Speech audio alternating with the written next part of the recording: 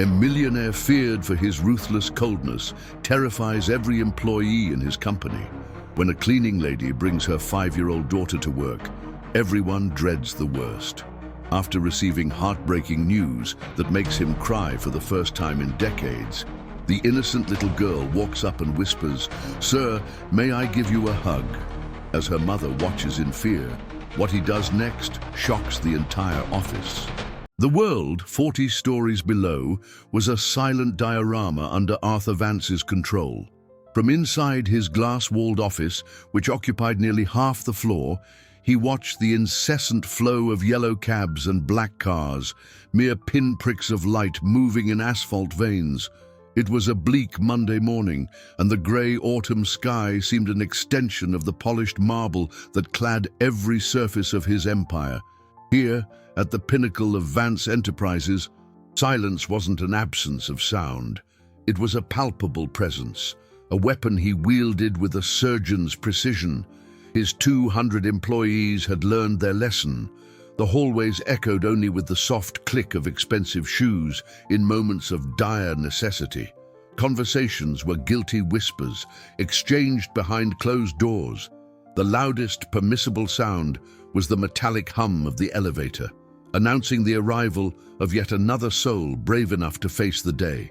Everyone knew that eye contact with Mr. Vance was an invitation to disaster, an opening for the cutting critique that could dismantle a career in seconds. He was a fortress of ice, and no one dared to try and scale it. His attention was diverted from the urban ballet below by a reflection in the glass.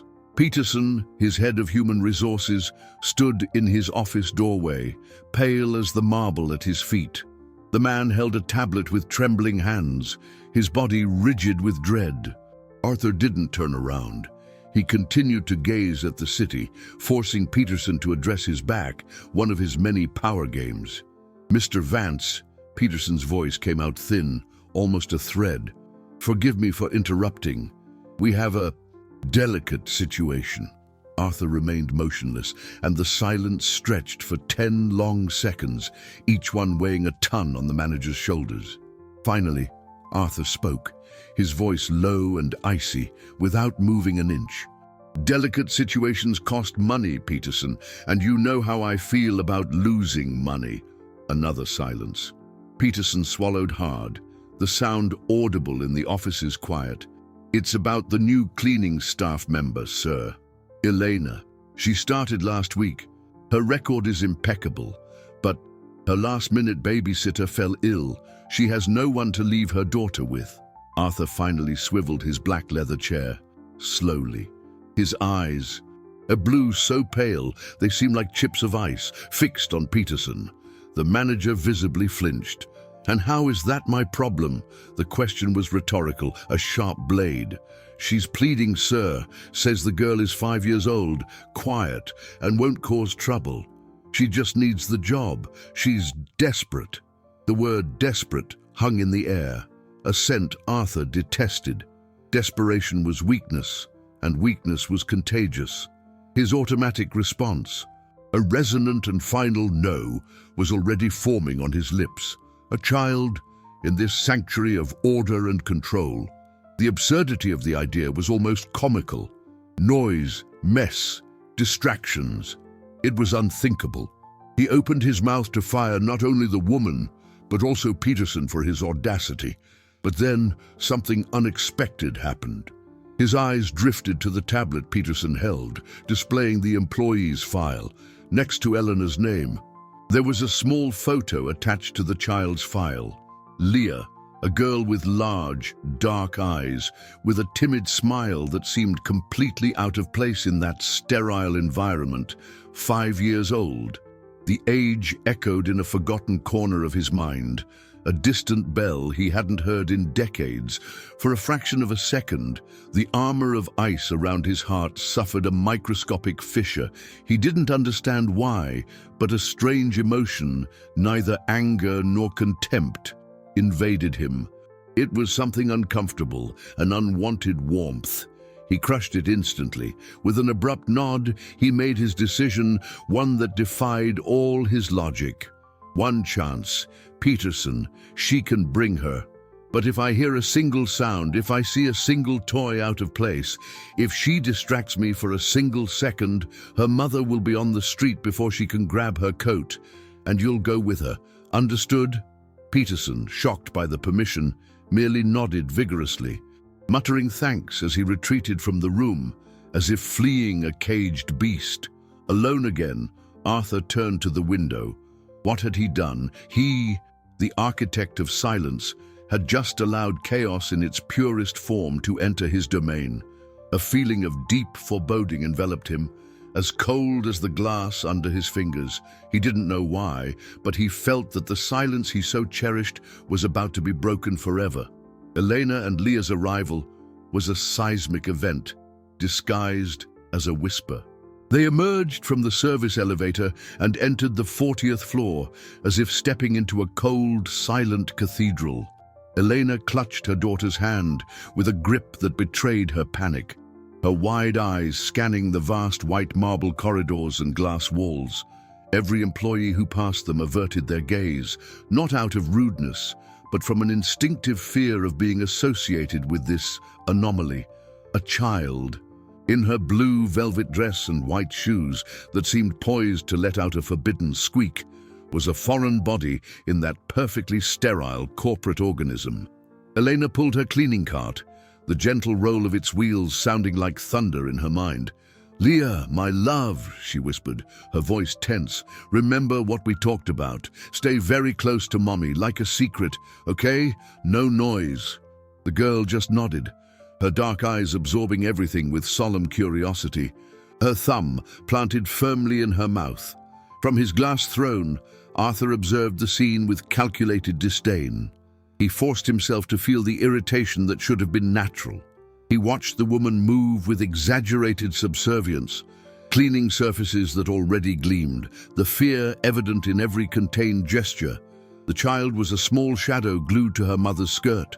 He waited for a slip-up, a cry, a shout, anything that would justify the fury he wanted to feel, that would prove his momentary decision had been a colossal mistake. But the girl remained silent, a small specter of innocence in his domain of power. He tried to focus on the reports on his screen, but his eyes were magnetically drawn to the pair. It was like watching a ticking time bomb, and the tension, instead of annoying him, left him strangely alert. He felt like a spectator in a drama he himself had written, and he didn't like the feeling of not controlling the next act. Elena was polishing the long, brushed steel railing of the main staircase when a lock of Leah's hair fell across her eyes. Instinctively, she stopped. With a tender gesture, using the corner of her clean cleaning cloth, she swept the hair from her daughter's face and adjusted the collar of her dress. She smiled at Leah, a quick smile full of love, but also anxiety. "My princess," she murmured. So softly, it was barely a breath. Leah smiled back, her thumb leaving her mouth for an instant. It was a tiny, mundane moment, invisible to almost everyone, but not to Arthur. The overhead light shone on the scene, framing mother and daughter for a fraction of a second, and it was enough. The image pierced through decades of ice and struck something deep and dormant. Suddenly, the office disappeared. He was no longer on the 40th floor.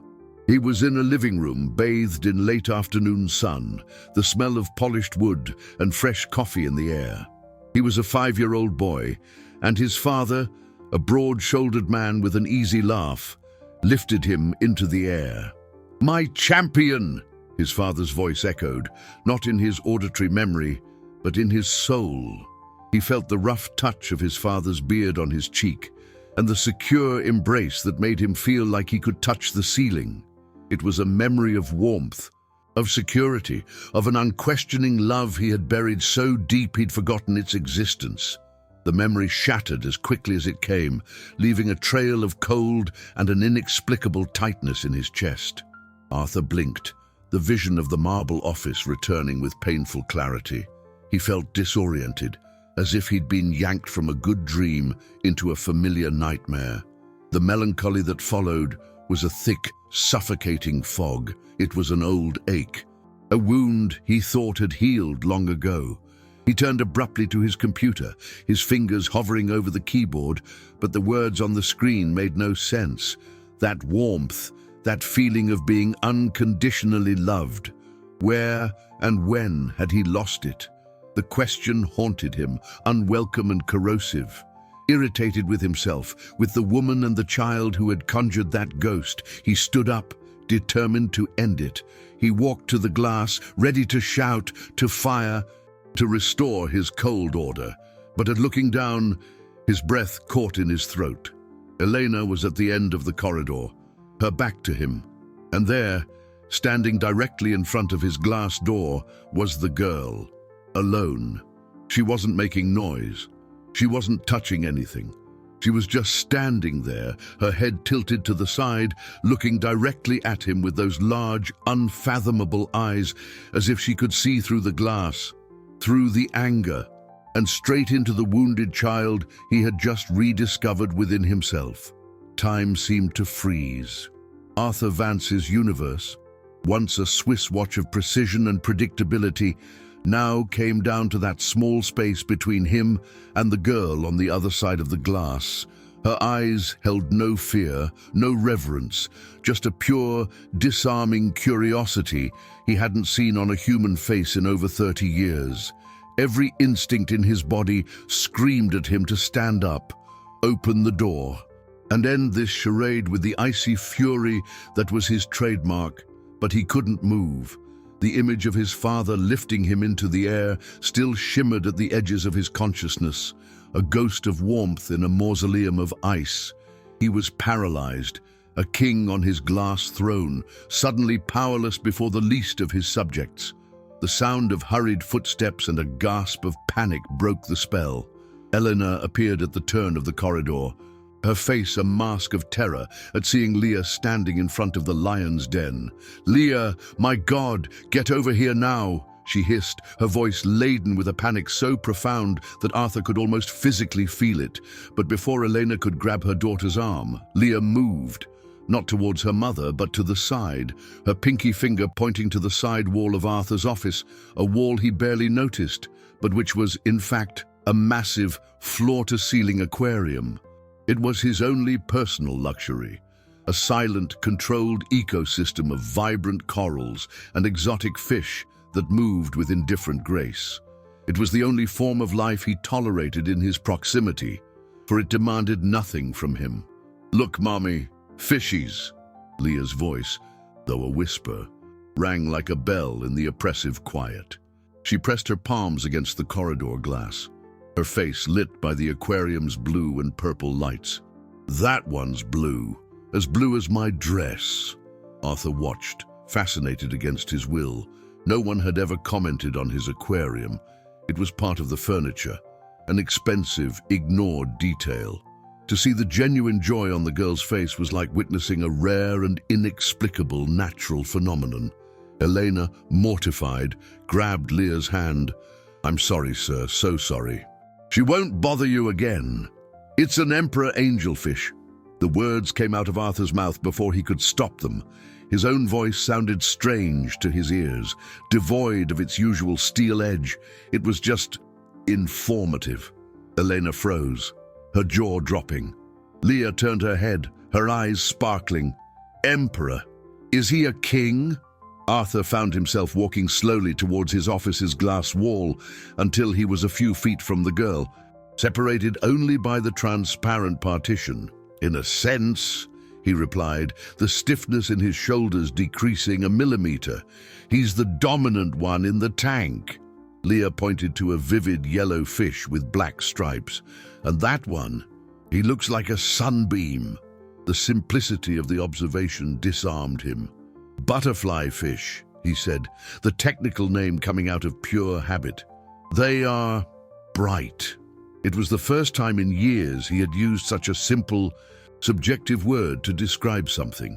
At that exact moment, Peterson passed by in the corridor.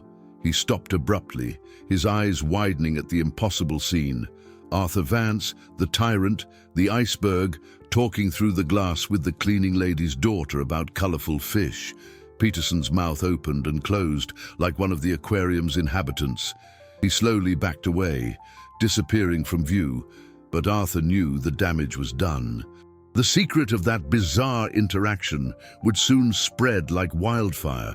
The realization didn't enrage him as it should have. Instead, a strange calm enveloped him as he watched Leah. The girl, satisfied with the answers, finally allowed her mother to pull her away. But after a few steps, she stopped and turned. She didn't look at the fish this time. She looked directly at him, her head tilted again, her gaze serious and penetrating. "Mister," she said, her voice clear and firm, piercing the glass as if it didn't exist. "Why are you sad? Your eyes look like they're going to cry." The girl's words hit Arthur with the force of a punch to the gut. "Why are you sad? Your eyes look like they're going to cry." No adult in his professional or personal life would dare to make such an observation. It was an invasion, a direct breach of the impenetrable emotional perimeter he had spent decades building. His first reaction was a wave of icy fury. How dare she, that insignificant creature, projecting feelings onto his face as if he were an open book. He should fire her mother right then and there, make an example that would echo through those marble corridors for years. He opened his mouth to call Peterson, the HR manager's name, a curse on his lips, but the sound didn't come out. Instead, Leah's question echoed in his head, repeating incessantly. Sad. He wasn't sad. He was powerful, controlled, ruthless. Sadness was an indulgence for the weak.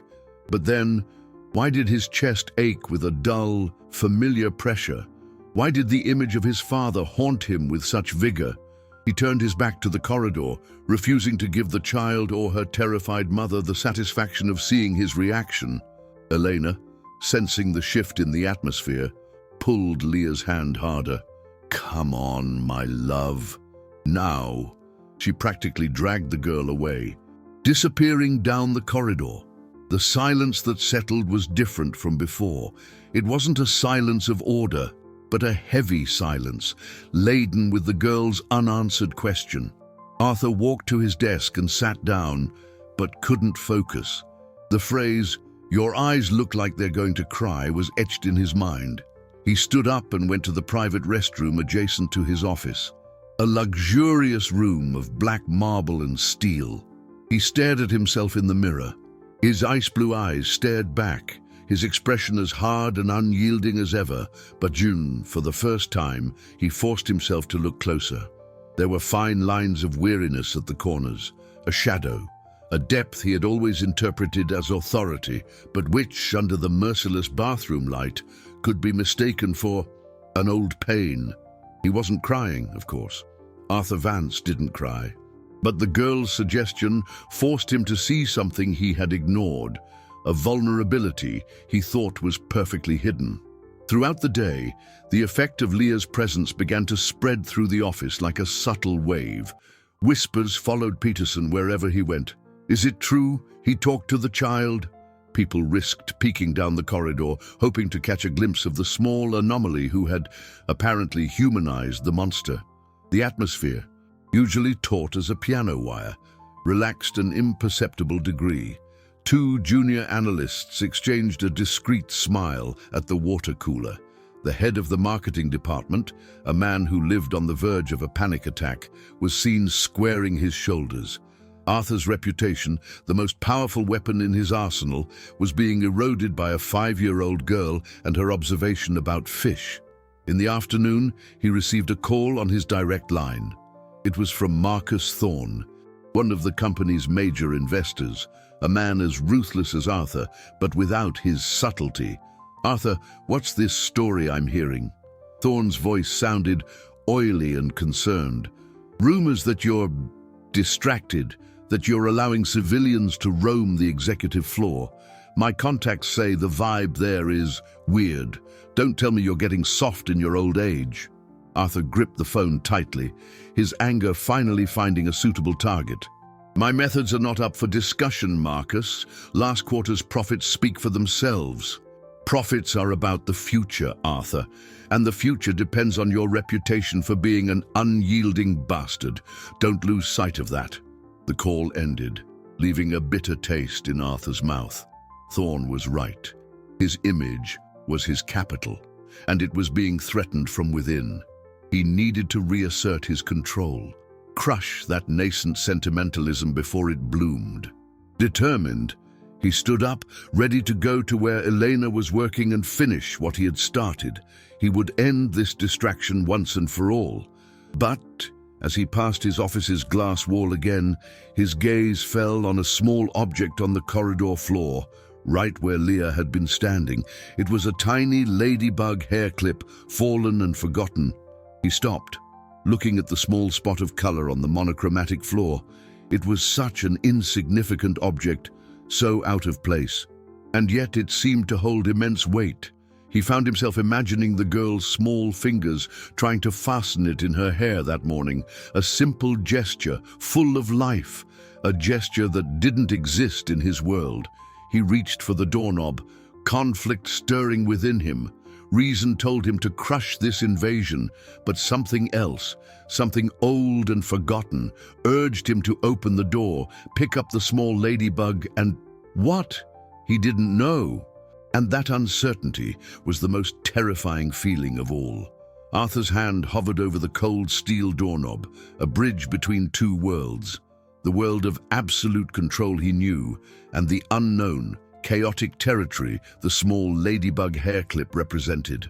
Logic, sharp as a blade, screamed at him to ignore the object, call security, have the corridor cleaned, and erase any trace of that intrusion.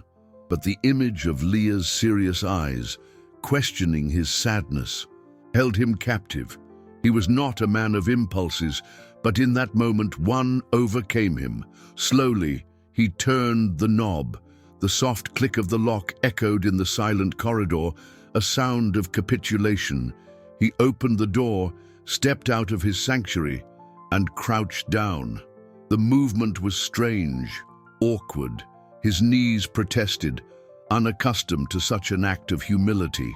With fingers that signed multi-million-dollar checks, he picked up the small plastic clip. It was light, almost insignificant in his hand, but the warmth that seemed to emanate from it was real and disconcerting. He stood up, the ladybug hidden in his closed palm, and began to walk down the corridor with no clear destination, just following the faint, rhythmic sound of a mop on the floor. He found Elena and Leah at the end of a less busy wing, near the archives. Elena was cleaning the floor with quick, efficient movements, her face still tense. Leah was sitting on a small plastic stool her mother had brought, drawing in a notebook with a red crayon. She was completely absorbed, her tongue pressed between her teeth in concentration. The scene was so domestic, so normal, that it seemed surreal in that corporate environment. Arthur stopped a few feet away, watching them. Elena didn't notice him, her back to him. Leah, however, sensed his presence. She looked up, and her eyes met his. This time, there was no surprise, just a silent recognition. She didn't smile, but she didn't look away either. Arthur took a step forward. "Miss," he said, his voice hoarser than he intended. Elena spun around with a start, the mop falling from her hands with a dull thud. Her eyes widened in terror, and she instinctively placed herself in front of Leah like a lioness protecting her cub. "Mr. Vance, I'm sorry, we're almost done here. We won't bother you." "You dropped this," Arthur interrupted her, opening his hand. The small red and black ladybug rested in his palm, a vibrant speck of color against his pale skin. Elena looked from the clip to his face, confusion and fear battling in her features. She couldn't process the image, the most feared man in the city offering her daughter's hair clip. Leah peeked from behind her mother. "My ladybug!" she exclaimed, a smile finally breaking across her face. She scurried from under Elena's protective arm, walked to Arthur, and, with surprising delicacy, took the clip from his hand. Her small fingers brushed his skin for an instant, a touch as light as a butterfly's wing, but one that sent a shockwave up Arthur's arm. "Thank you, mister," Leah said, her voice serious again. "It gets lost all the time." He merely nodded, unable to formulate a response. Elena watched, her mouth slightly agape, panic giving way to mute astonishment. She seemed to be witnessing a miracle or a hallucination. "We should go," she murmured, gently pulling Leah back. "Thank you very much, sir." They moved away, and Arthur stood in the middle of the corridor, his palm still tingling where the girl's fingers had touched him. He felt a strange emptiness where the clip had been. He returned to his office and closed the door, the click concluding the episode. But something had changed. The office seemed larger, emptier, the silence deeper and less comforting. He looked at the city outside but saw no power or control. He saw only a million small lives, full of lost ladybugs, crayon drawings, and gentle touches. He felt as if a door had opened in his soul, a door he hadn't even known existed, and a cold, lonely draft was blowing through it. That night, for the first time in many years, Arthur Vance had difficulty sleeping, haunted by the ghost of a touch and the growing certainty that the wall he built to keep the world out had also trapped him within. The week progressed at a strangely altered pace. Leah's presence, though confined to whispers and discreet movements, acted as a chemical catalyst in Vance Enterprises' sterile environment.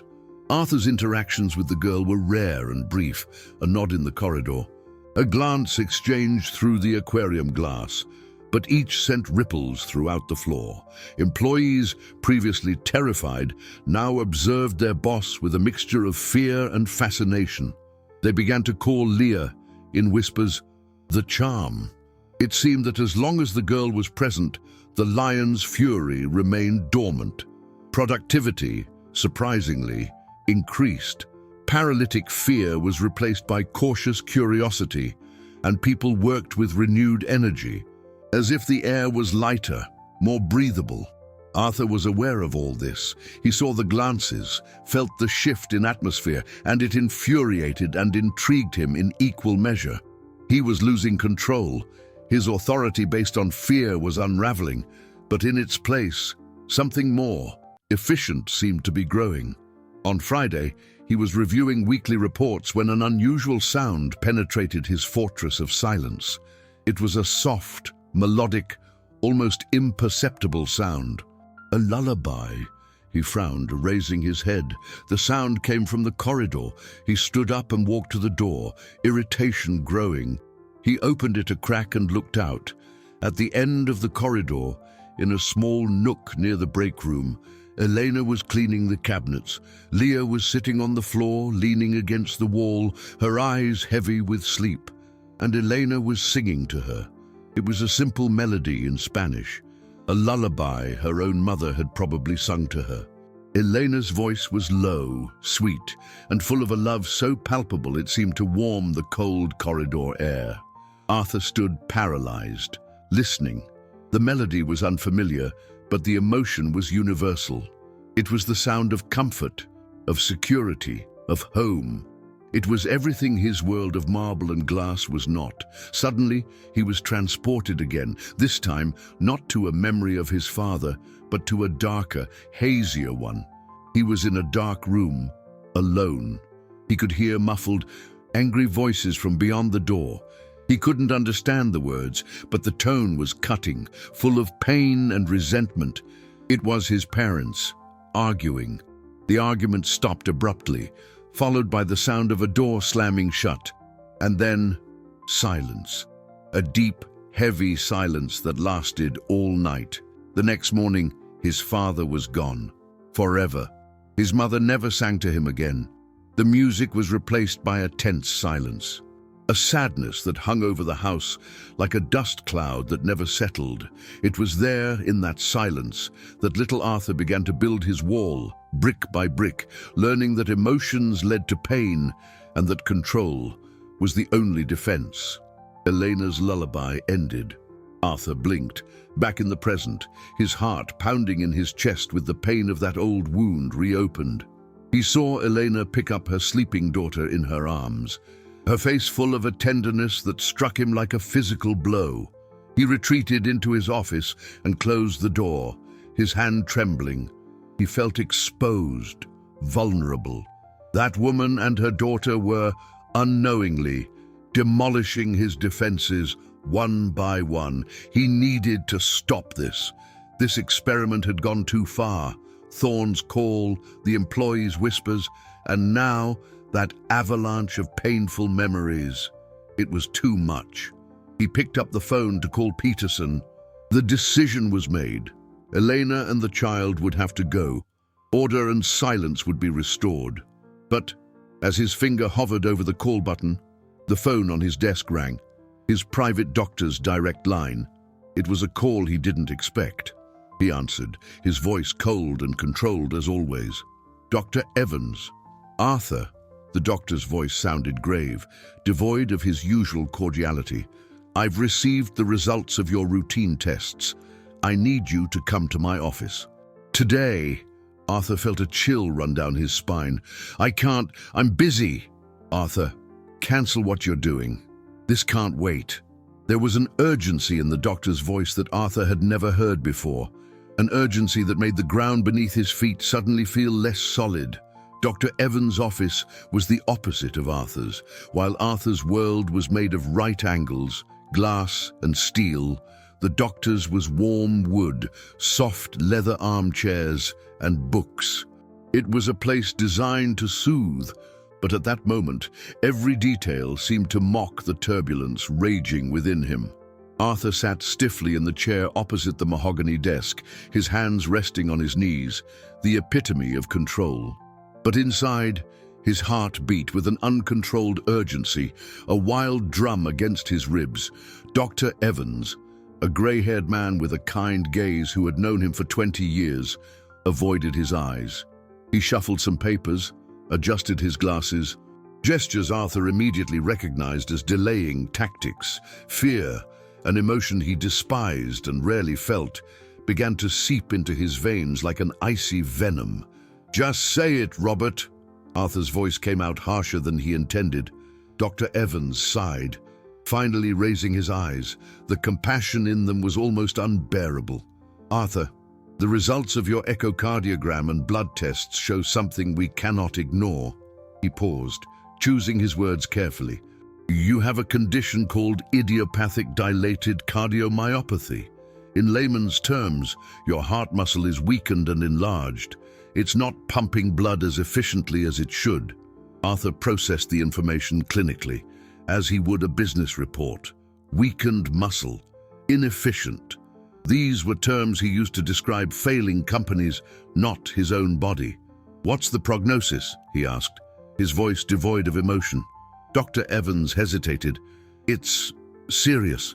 The disease's progression varies, but in your case, it appears to be at an advanced stage. With medication and drastic lifestyle changes, we can manage symptoms, improve your quality of life. But we need to be realistic. I don't pay you to be vague, Robert. Be realistic. How long? The question hung in the air, brutal and naked. The doctor leaned back in his chair, his face aging before Arthur's eyes. Without a heart transplant, which is a long and uncertain process, the life expectancy for someone with your condition at this stage is 1 to 2 years, perhaps less. 1 to 2 years. The words made no sense. They were like a foreign language. He, Arthur Vance, the man who planned his acquisitions 5, 10 years in advance, now had his future measured in months. The world around him seemed to tilt. The books on the shelf distorted. The soft ticking of a grandfather clock on the wall sounded like hammering in his skull, each second a countdown to the end. He saw himself back in his office, looking at the city below. His city, his empire, all of it, built with decades of sacrifice, of self-imposed solitude, of a coldness that froze any relationship. For what? To leave it all behind in a matter of months. The irony was so cruel, so overwhelming, that a strange sound escaped his throat. a sound that began as a choke and transformed into a dry, bitter laugh. He stood up, the chair scraping noisily on the Persian rug. "Thank you, Robert," he said, his voice surprisingly calm. He walked to the door, his body moving purely by instinct, his mind a whirlwind of denial and panic. "Arthur, wait," Dr. Evans said, standing up. "We need to discuss treatment, next steps." But Arthur was already in the corridor, moving quickly, ignoring the receptionist's curious glances. He entered the elevator, pressed the ground floor button, and leaned against the cold metal wall as the world rose around him. He didn't go back to the office. He couldn't. Instead, he began to walk, aimlessly, through the streets of a city that suddenly seemed strange and hostile. The sounds, the people, the lights, everything was an assault on his senses. He, who controlled everything from the top of his tower, was now lost in the crowd, just another anonymous face walking towards oblivion. Hours later, as the sky began to darken, he found himself, by a twist of fate or a subconscious instinct, in front of his own building. He took the elevator, but not to his penthouse apartment. He pressed the button for the 40th floor. The office was dark and silent. The night cleaning crew hadn't arrived yet. He walked to his office, the only light coming from the ghostly glow of the city outside, and then he saw her, a small figure sitting on the floor in front of the aquarium, illuminated only by the tank's blue lights. Leah, alone. What was she doing here? Where was her mother? Before he could process the scene, the girl turned. Her eyes, large and dark in the gloom, fixed on him, and in them he saw no curiosity or fear. He saw something that broke him. He saw a reflection of his own terrified loneliness. The silence in the darkened office was so profound, Arthur could hear the soft hum of the aquarium filters and the frantic beat of his own condemned heart.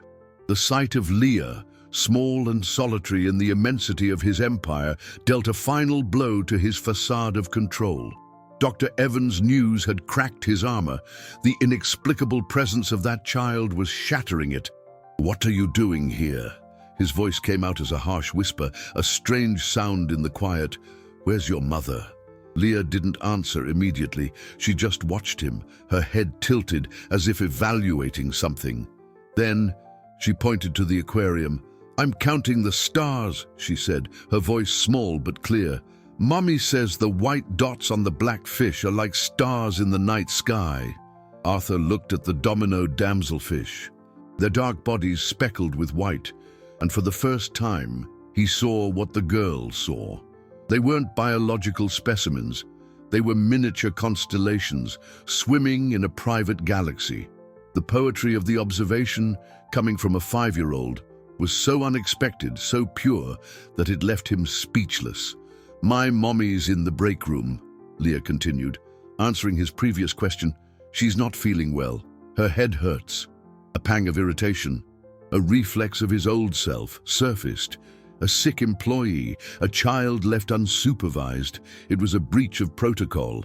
But the irritation died before it even formed, replaced by an overwhelming exhaustion. He no longer had energy for anger. "You shouldn't be here alone," he managed to say, the words sounding empty and useless. Leah shrugged, a gesture so childlike it hurt. "I'm not alone," she said, looking directly at him. "You're here." The simplicity of the statement struck him. In his world, people were with him out of fear, out of greed, out of obligation.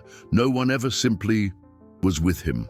The solitude that had enveloped him like a shroud for decades suddenly seemed unbearably heavy. The reality of his diagnosis crashed down on him with full force. 1 to 2 years. He was going to die, alone, as he had always lived. The realization was so brutal, so visceral, that his legs gave way. He leaned against his office's glass wall, the coldness of the material penetrating his expensive suit.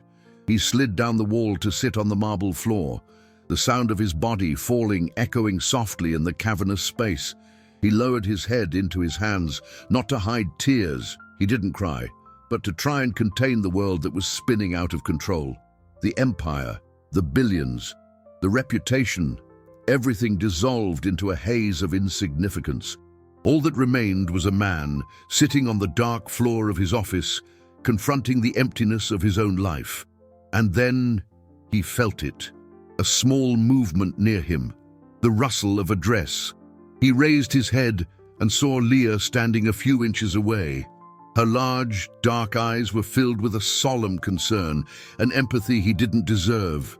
She extended her small hand and touched his knee. "Does it hurt?" she asked, her voice soft as velvet. He couldn't answer. A knot formed in his throat, a knot of pain, regret, and a fear so deep it choked him. He just shook his head, an almost imperceptible movement. The girl watched his face for a long moment, as if reading a sad story. And then she did the unthinkable.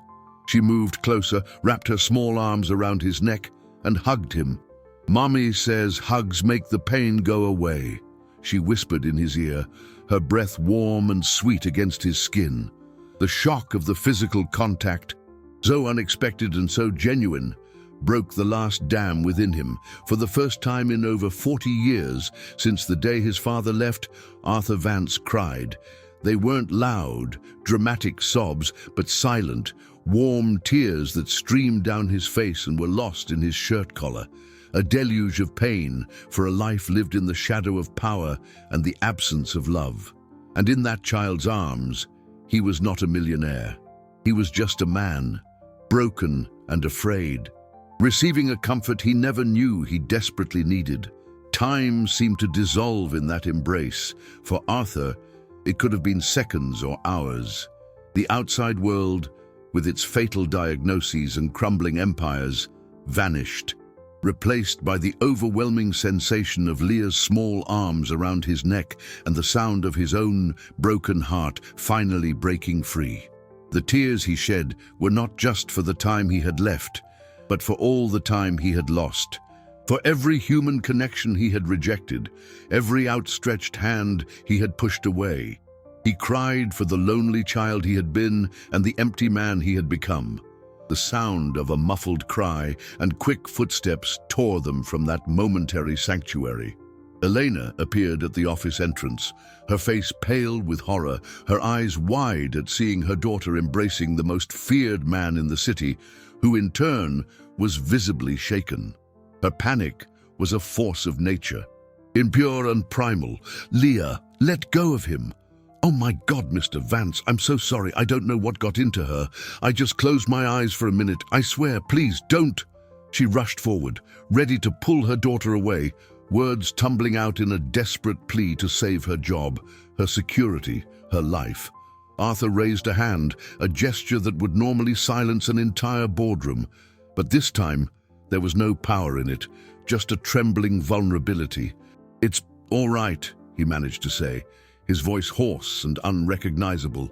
Leah, sensing the shift in tension, slowly pulled away, but kept her small hand on his arm as if to anchor him.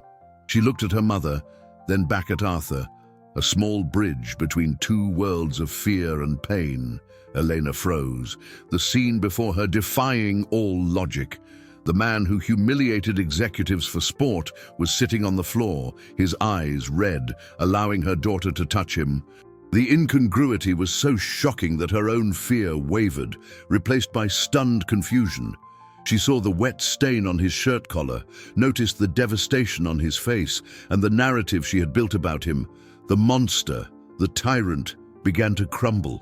"Sir, are you okay?" The question escaped her lips before she could stop it, genuine concern overriding her fear. The simple question, coming from a woman who had every reason to fear him, was almost as disarming as Leah's hug. He looked at Elena, truly saw her for the first time, not as the cleaning lady, but as a woman, a mother, someone who understood pain and concern. In her eyes, he saw no judgment, only cautious compassion. And it was the expression in her eyes that made him realize something terrible. Her fear wasn't just about losing her job. It was deeper, darker. It was a fear that came from a place where losing a job didn't just mean financial hardship, but a return to real, immediate danger. He didn't know how he knew, but the certainty hit him with cold clarity. That woman was running from something, or someone. The job at Vance Enterprises wasn't just a livelihood, it was a sanctuary. And he, in his arrogant ignorance, had almost taken it from her. No, he answered honestly to her question. I'm not okay. The confession, the first he had made to another human being in decades, hung in the air, laden with immense weight. He stood up slowly, feeling old and fragile. He looked from Elena, with her deep and silent fear, to Leah, with her innocent wisdom, and then to his own reflection in the dark glass. 3 wounded souls, brought together by chance at the top of a tower of solitude. Go home, he told Eleanor, his voice firmer now.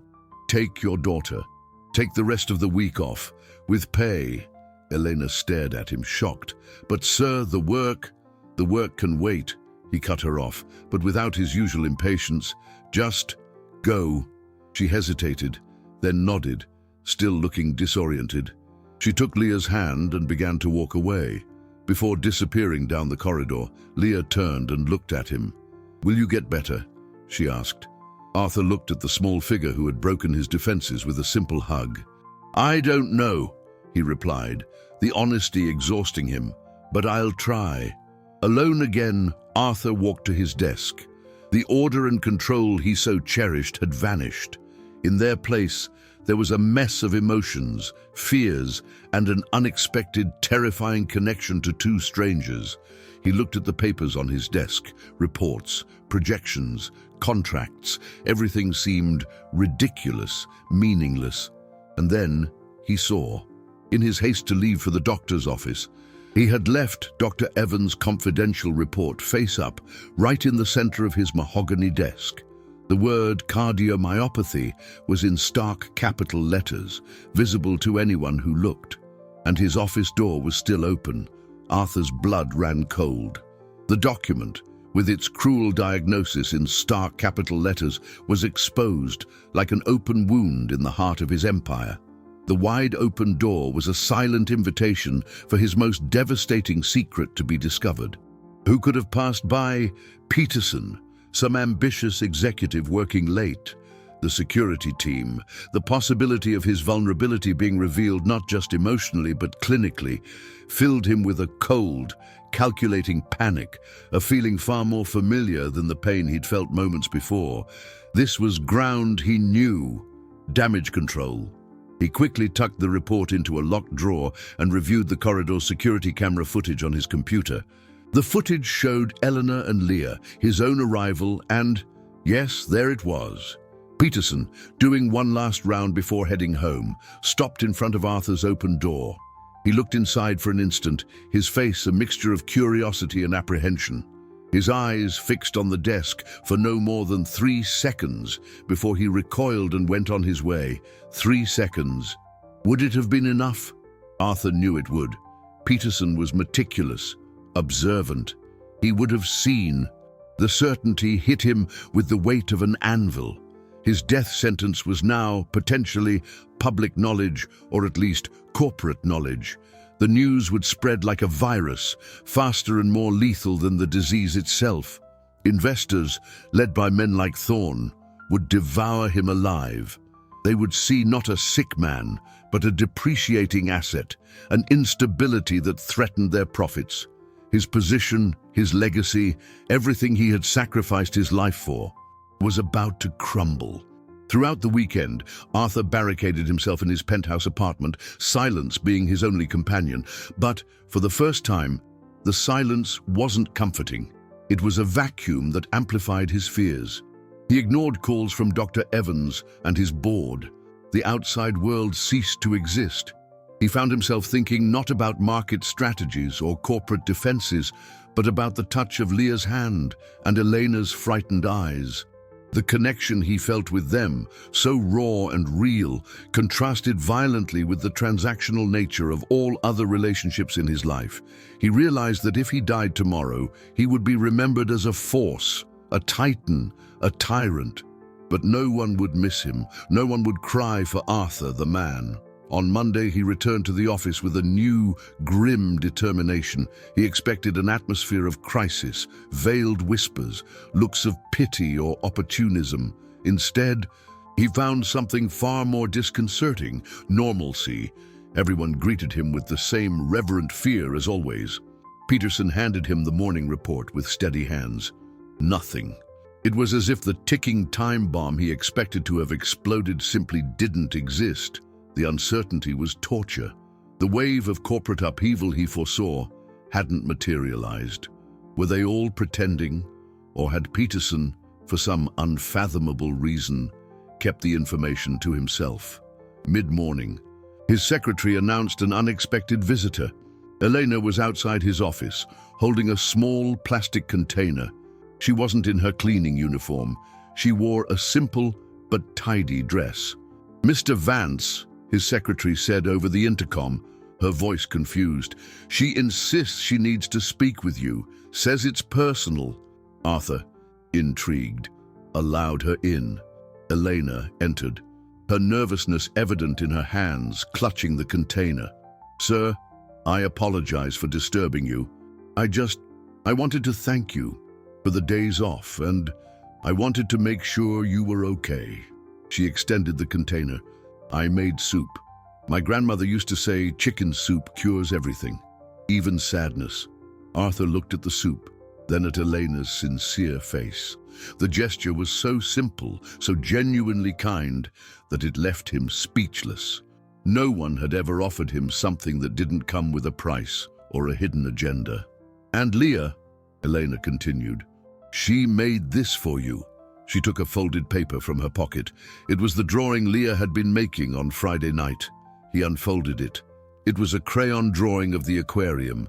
Colorful fish swam in a blue sea, and in the corner there were two stick figures, one large and one small, holding hands.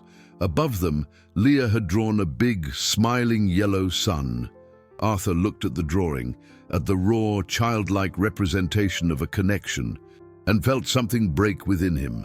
Decades of isolation, of mistrust, of a loneliness he mistook for strength. Everything suddenly seemed futile. That soup and that drawing meant more to him, at that moment, than his entire financial empire. He looked up at Elena, and for the first time, he didn't see an employee, but an equal. A person who, despite her own fears and difficulties, found space in her heart to worry about him. "Elena," he began, his voice choked, "there's something I need to ask you, and I need you to be completely honest. What are you running from?" The question hit her like a wave. Color drained from her face, and the fear he had seen on Friday returned with full force. Her eyes welled with tears, and she recoiled, as if ready to bolt. Arthur's question hung in the air, undoing the fragile peace the soup and drawing had created. Elena's face transformed, gratitude and concern swept away by a wave of pure, icy panic. She recoiled, her body instinctively shrinking like a cornered animal. Her eyes, which moments before offered compassion, were now mirrors of an ancient terror. The tears that welled were not of gratitude, but of fear. The reaction was so violent, so visceral, that it confirmed Arthur's suspicion in a way no words could. He immediately regretted the bluntness of his question. The old Arthur would have used that vulnerability as a weapon. The new Arthur felt an overwhelming need to disarm her. He raised his hands in a gesture of peace, his voice soft, devoid of any authority. "Elena, please, you're safe here. Sit down." He indicated the leather chair in front of his desk, a place even his vice presidents occupied with trepidation. She hesitated, her body trembling, her gaze darting to the door, calculating her escape route. But then her eyes met his. And she saw the same vulnerability she had seen on Friday. There was no trap in his gaze, only a quiet, weary concern. He wasn't a predator about to strike. He was a wounded man offering shelter to another wounded being. Slowly, as if her limbs were made of glass, she sat on the edge of the chair, the soup container forgotten in her lap. "My ex-partner," she whispered, her voice so frail he had to lean in to hear. Leah's father. Marco, saying the name aloud seemed to steal her breath. He won't leave us alone. When I left him, he said if I couldn't be his, I wouldn't be anyone else's, and that he'd never let me have Leah all to myself. Her words painted a grim picture of possessiveness and threat. He was charming at first, she continued, her eyes fixed on a distant spot on the wall. But his love became a cage. He controlled everything. My money, my friends, where I went. When Leah was born, it got worse. He saw her as just another possession. I realized I had to leave, not for myself, but for her, so she wouldn't grow up thinking that was love. She paused, swallowing hard. I fled in the middle of the night with what little I could carry. I moved cities. I got restraining orders, but they're just paper. He always finds me. This job, I thought here, in a place so big, so impersonal, we'd be safe. Anonymous. Arthur listened in silence, every word from Elena resonating with his own imprisonment. He was trapped by his illness, she by her past. Both lived with a death sentence hanging over their heads. His, literal, hers, a constant threat of violence. The realization hit him with crystal clarity. The protection he could offer was far more than a salary. It was security. "You're not anonymous anymore, Elena," he said, his voice grave. "But you are not unprotected." He stood up and walked to the window, looking out at the city he commanded. "As of today, you no longer work for the cleaning company. You work for me, directly, as my personal assistant. Your office will be right here, next to mine. Your salary will be triple, and Leah can stay with you. There's an adjacent room we can turn into a play space for her. Here, on this floor, no one enters without my personal authorization code. You will be safe." Elena stared at him, mouth agape, the tears of fear now transforming into tears of disbelief and relief. "Sir, I can't. I'm not qualified." "I decide who's qualified," he interrupted her gently. "You are loyal, you are brave, and you brought me soup when I needed it most. Those are the only qualifications that matter to me right now." A sob of relief escaped Elena. For the first time in years, a glimpse of a future without fear seemed possible. "Thank you," she whispered, the word laden with a weight of gratitude that deeply moved him. "Let me just call my sister. Tell her the good news." She reached for her cell phone in her purse, the first genuine smile lighting up her face. But as the screen lit up, her smile froze. There was a single text message from an unknown number, received just minutes ago. Her heart pounding, she opened it. The message contained only 6 words, words that transformed her sanctuary into a trap. "I like our daughter's blue dress." The cell phone slipped from her trembling hand and fell to the carpet with a dull thud. He was here. He had seen them. Elena's world shattered with the dull thud of the phone on the carpet. The air left her lungs, and a paralyzing cold gripped her limbs. The message was a verbal grenade, exploding years of precariously built peace. He was here. He had found them. The sanctuary Arthur had just offered transformed, in the blink of an eye, into the most visible of cages. Arthur reacted with a speed that belied his condition. The businessman gave way to the protector. In an instant, he was by her side, his face a mask of controlled fury. He didn't need to ask. The expression on her face said everything. "Security," he growled into the intercom, his voice a low thunder. "Lock down the building. No one in, no one out, without my personal authorization code. Sweep the perimeter, now." He crouched in front of Eleanor, taking her cold hands. "You are safe. He won't get up here." But as the words of comfort left his mouth, The phone on his desk rang, the board line. The second front of the war had just opened. He answered, keeping his eyes on Elena. It was Marcus Thorne, and he wasn't alone. The voice of a lawyer, cold and precise, took the line. "Arthur, we are aware of your health condition." Peterson felt it was his fiduciary duty to inform the board. The betrayal was a physical blow. "Furthermore," the lawyer continued, "your recent association with a subordinate employee and her daughter, which has become a subject of gossip in the business press, raises serious questions about your judgment. The board has called an emergency meeting to discuss your removal from the presidency for incapacity and emotional instability." Incapacity, instability. The words were daggers, designed to cut deep. They were using his newfound humanity, the very connection that was saving him, as the weapon to destroy him. In the midst of that double assault, the physical threat on the ground floor and the corporate ambush at the top, his body betrayed him. A sharp, searing pain shot through his chest, like an iron band tightening around his heart. The air grew thin. He leaned on the desk, his breath caught, the world tilting dangerously. Elena, seeing his anguish, stood up, her own fear forgotten for a moment. "Mr. Vance, what is it?" He raised a hand, trying to signal he would be okay. But the pain was a cruel reminder of his mortality. He was fighting a war on three fronts, against a monster from the past, against the sharks he himself had created, and against the rebellion of his own body. The lawyer continued, his voice relentless.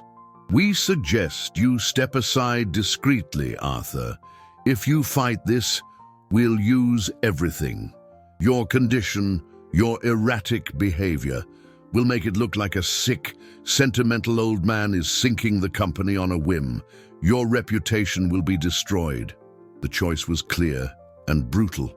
Hide, retreat, protect what remained of his legacy and perhaps his health, which would mean abandoning Elena and Leah to their fate, or fight. Fighting would mean exposing everything, his illness, his relationship with them, making them an even bigger target for the media and, consequently, for Marco. The intercom buzzed again, the head of security's voice, urgent.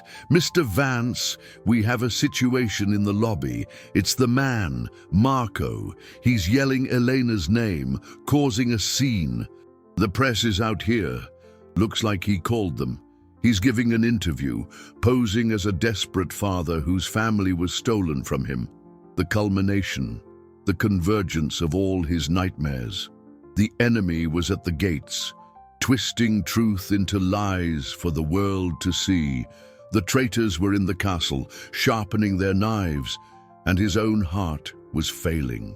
Arthur looked at Elena, her face bathed in silent tears of pure terror.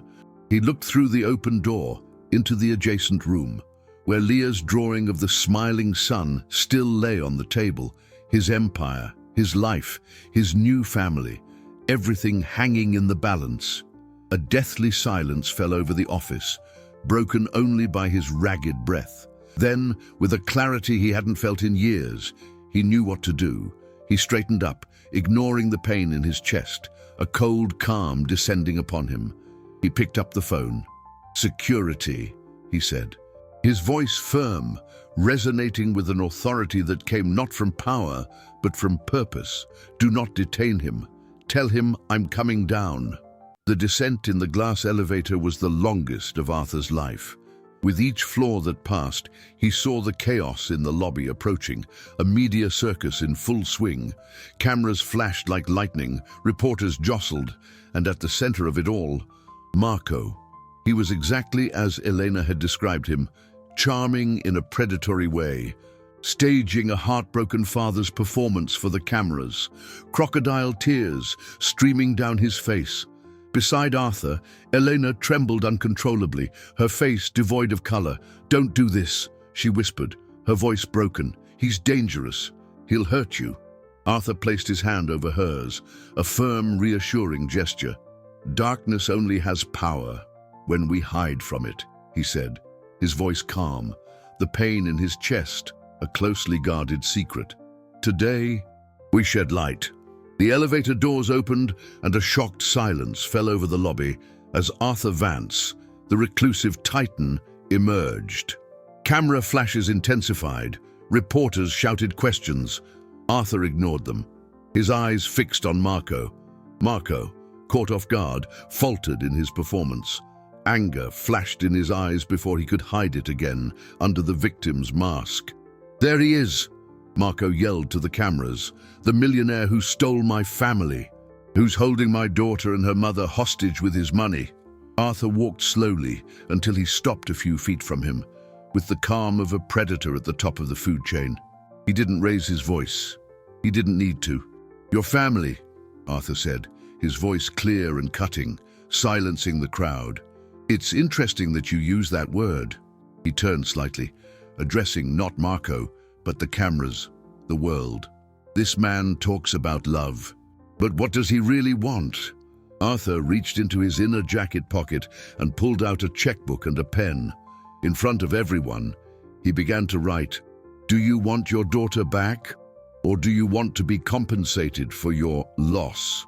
Marco stared at him, confused, the trap closing in around him. Arthur finished writing and tore off the check.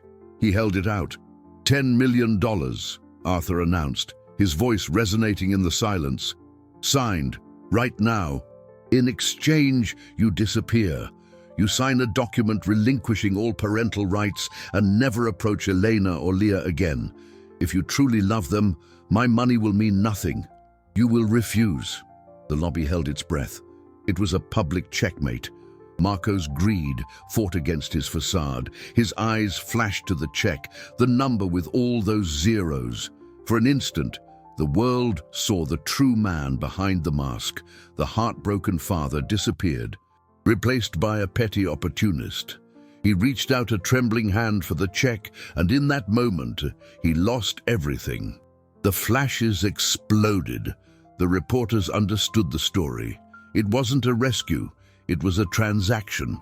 Marco's mask disintegrated under the weight of his own greed. "He's not worth a penny," Arthur said, tearing the check in two. Security, two guards who had been waiting for the signal, grabbed Marco by the arms. He struggled, shouting obscenities, the veneer of civility completely destroyed. As he was dragged away, the truth of his character was exposed for all to see. Arthur turned and walked back to Elena, who looked at him with a mixture of awe and overwhelming relief. The pain in his chest was now a fire, but he ignored it. In the middle of the lobby, he took her hand. "It's over," he said softly. "He can no longer hide behind lies." At that moment, his phone vibrated. A text message from one of the board members not loyal to Thorne. "Meeting cancelled." Thorne withdrew the motion. "No one has the guts to question your judgment now." He had won. On all fronts.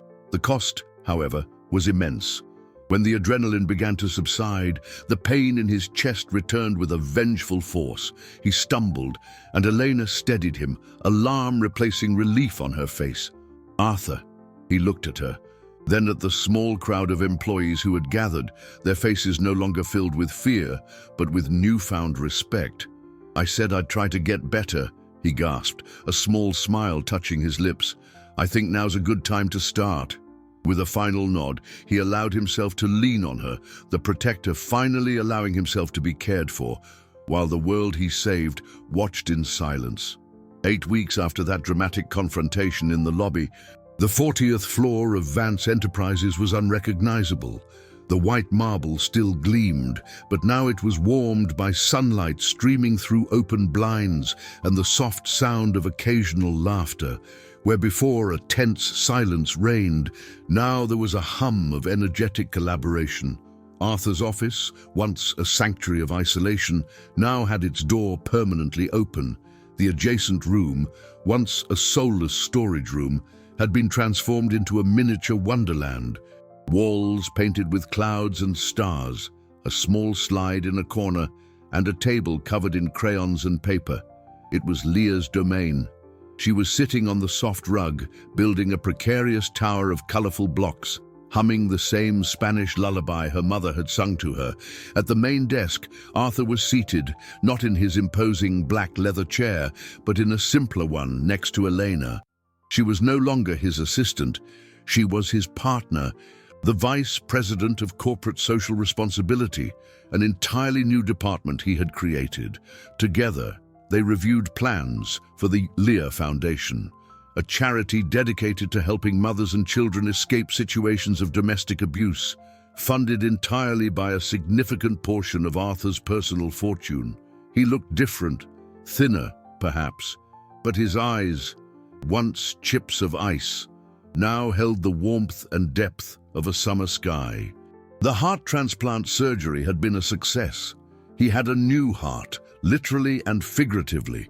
The waiting list, which should have taken years, was miraculously shortened by an anonymous donation. Years later, he would discover that Peterson, in an act of loyalty and repentance, had used his life savings to make a substantial donation to the hospital in Arthur's name, speeding up the process. Peterson's, in turn, was promoted. He was now the head of a human resources department that genuinely cared about humans. Employees had on-site daycare, flexible hours, and a wellness program that became a model for other companies. Productivity and loyalty soared. It turned out that leading with compassion was far more profitable than leading with fear. Arthur's housekeeper, who for decades served in a fearful silence, was now a constant presence in the office, bringing snacks for Leah and treating Elena as the daughter she never had. She had become the official adoptive grandmother of that improbable family. Arthur looked at Leah's small block tower. "It's getting tall," he said, his voice filled with genuine pride. Leah looked at him, smiling. "Not as tall as your building," she replied with the logic of a 5-year-old, "but it's more colorful." Arthur chuckled, a genuine, warm sound that echoed through the office. "And you're right, little star. It's much more colorful." He looked at Elena, and their gazes met. No words were exchanged, but everything was communicated. Gratitude, respect, and a deep, quiet love that had grown from the ashes of their past lives. Their journey hadn't been easy, but it had led them to a place of true happiness. The skyscraper that once symbolized power and isolation was now a beacon of hope and connection. The man who once measured his worth in billions now measured it in hugs, crayon drawings, and the sound of a child's laughter. He had learned the most important lesson of his life. True wealth wasn't in accumulating power to protect oneself from the world, but in using that power to protect others. True strength wasn't in the wall he had built around his heart, but in the courage to let it crumble at the touch of a small hand. He leaned back in his chair, the steady rhythm of his new heart, a gentle reminder of his second chance, and watched his family. The afternoon sun streamed through the window, bathing the scene in a golden light. Leah's block tower finally collapsed, and instead of crying, she laughed, immediately starting to rebuild it, stronger and brighter than before.